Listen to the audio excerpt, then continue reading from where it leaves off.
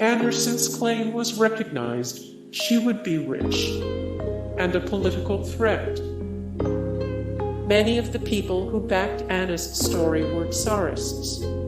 These supporters took care of her and gave her a place to stay while she was under the watchful eye of Soviet counterintelligence and other investigators.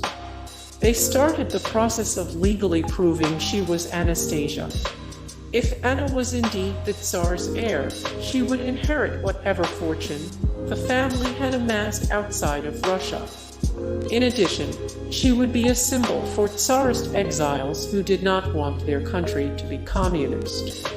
Prince Nicholas Romanov, 72, who was the Tsar's cousin, said years later, "The murder of the Tsar and his family was such a horrible thing. There was that wish among the people that it couldn't be so horribly true. It was also a good tactic for the Bolsheviks because it divided those in exile." Anderson had both tenacious supporters and those who refused to accept her identity. After Anna was released from the hospital, she was surrounded by those who believed her story. One notable person was a man named Lev Botkin, whose father had been the Romanov family physician before his death. Botkin got to know the Romanovs when he was a child and had intimate knowledge of the family. There were other family members and acquaintances who got to know Anna and became convinced she was who she said she was. They saw the similarities to the Romanovs, and Anne thought Anna resembled Anastasia, and Princess Cecil also believed she was Anastasia.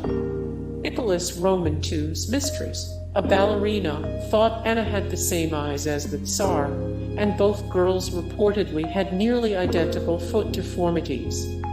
Anastasia's grandmother, however, never met Anna and never talked publicly about the situation. Still, there were those who believed Anna was lying. She struggled to relate significant milestones in Anna's life. Plus, the young Anastasia was well schooled in English, French, and Russian, while Anna did not have a good grasp of these languages. Yet, Anna's supporters had a way of overlooking these issues. They pointed out that she was mentally ill as demonstrated by her repeated admissions to the hospital, and that's what caused her gaps in knowledge and information. Anderson had a good explanation for her scars and a believable escape story. Anna was an attractive young woman, adding credence to her identity. She revealed that she and her sisters hid jewels inside their corsets, making them partially bulletproof. She said she got the knife scars on her body when fleeing the Bolsheviks who tried to kill her with bayonets, which weren't sharp enough to do the job. She somehow survived the massacre and faked her death. Then she claimed that one Bolshevik soldier took pity on her and helped get her out of the country. She traveled to Berlin to find her relatives, but feared no one would recognize her and decided to kill herself by throwing herself off a bridge. In the months leading up to her release from the mental institution, she insisted she was Anastasia. Those close to the Romanovs visited Anderson to get the truth. Several people who knew the Romanovs visited Anna to see for themselves if she was one of the Caesar's children. Anna, meanwhile, did not say one way or the other that she was related to the family. Baroness Sophie Buksoeveden, who was a lady-in-waiting for the Russian Empress, took one look at Anna and acquiesced that there was a Romanov resemblance. However, the Baroness said Anna was much too short to be Tatiana.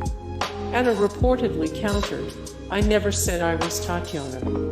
Nicholas Roman II's sister, the Grand Duchess Olga, also went to see Anna, whom many believed was Anastasia, not Tatiana. The Duchess knew instantly that the woman was not family and called her a stranger. For one, Anna's mouth and facial features were different than Anastasia's. In addition, She didn't appear to understand Russian, even though there were rumors that she spoke the language when she slumbered. Anderson kept quiet about her heritage, then made a startling claim. At first, Anna refused to confirm she was a member of the imperial family. She would hide under her bedding when prodded for answers. She often avoided inquests and refused to satisfy people's curiosity by remaining silent.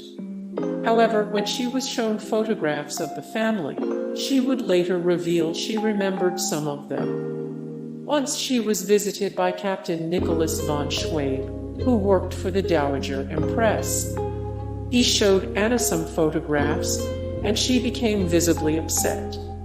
After he left, Anna reportedly told her nurses, "The gentleman has a photo of my grandmother." A fellow mental patient suspected she was a surviving Grand Duchess. Anna's strange and detached behavior drew the attention of another patient at the Waldorf Asylum, Clara Pudert. She thought it possible Anna was actually one of the surviving Romanovs. When Pudert was released from the hospital, she followed up on her suspicions by reaching out to former high-ranking officials from Russia. She told them she believed Anna was actually the Grand Duchess Tatiana, one of the older Romanov children. Pudert further pressed the issue by contacting people and servants who knew the Romanov family and taking them to meet Anna. They looked at Anna and agreed she was the Tsar's daughter. Her body was covered in scars and she had an odd accent. During the first 6 months of her stay, the woman would not speak. She was covered in odd-looking scars and preferred isolation to the company of others. She stayed at the institution for a couple of years and was given the name Anna Anderson. When Anna eventually did talk, she had a very noticeable accent, which some believed was Russian. In 1920, a mysterious woman tried to end her life. It all started on February 17, 1920. A young woman attempted to take her own life by jumping off a bridge in Berlin, Germany.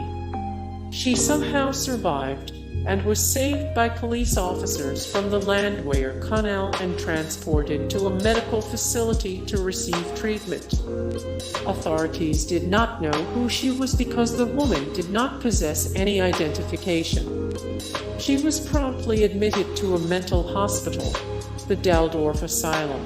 Hey guys, thank you so much for the support and likes and comments down below, and also thank you so much for watching, and I look forward to see you in the next video. Then take care, bye.